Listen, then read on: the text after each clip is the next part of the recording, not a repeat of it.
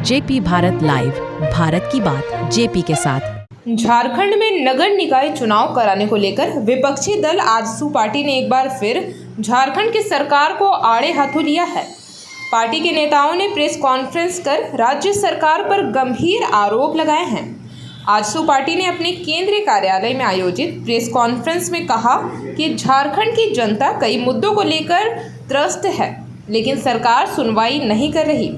आजसू नेता प्रवीण प्रभाकर ने कहा कि सरकार पिछड़ों को उनका हक नहीं देना चाहती, जानबूझकर ओबीसी आरक्षण से वंचित रखा जा रहा है।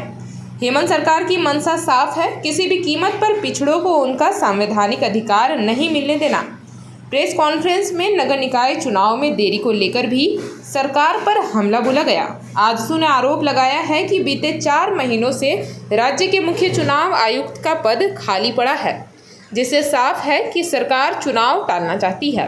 आजसू पार्टी ने मांग की है कि ट्रिपल टेस्ट की प्रक्रिया को सरकार सार्वजनिक करे और जल्द से जल्द चुनाव की घोषणा की जाए।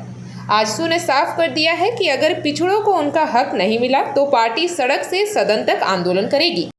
आजसू के केंद्रीय कार्यालय में सबसे पहले आप सबको जोहार है, स्वागत है।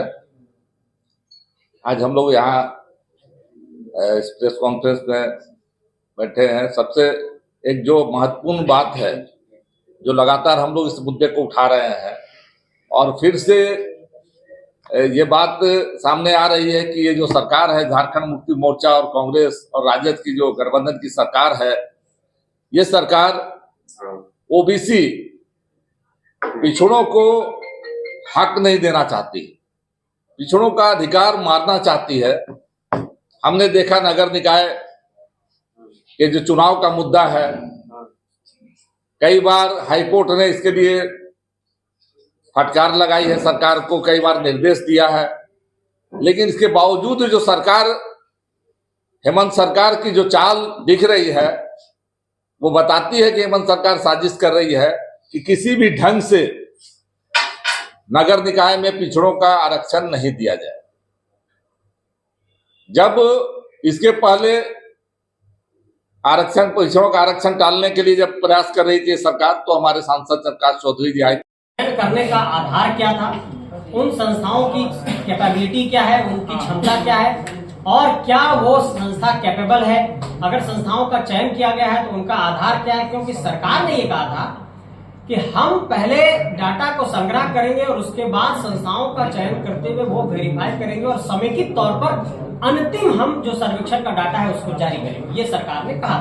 हमारा कहना यह है कि जिन संस्थाओं का आपने चयन किया है वो संस्था कौन है, किस तरीके से उसका चयन किया गया है और वो डेटा को वेरीफाई करेंगे तो उनकी सत्यता की पुष्टि कैसे होगी और ये बात कैसे तय होगा कि ये डेटा बिल्कुल सही तरीके से वेरीफाइड है। इसी सवाल को हम उठाना चाहते हैं। जेपी भारत लाइव, भारत की बात जेपी के साथ। वीडियो को लाइक करें, शेयर करें और चैनल को सब्सक्राइब करें।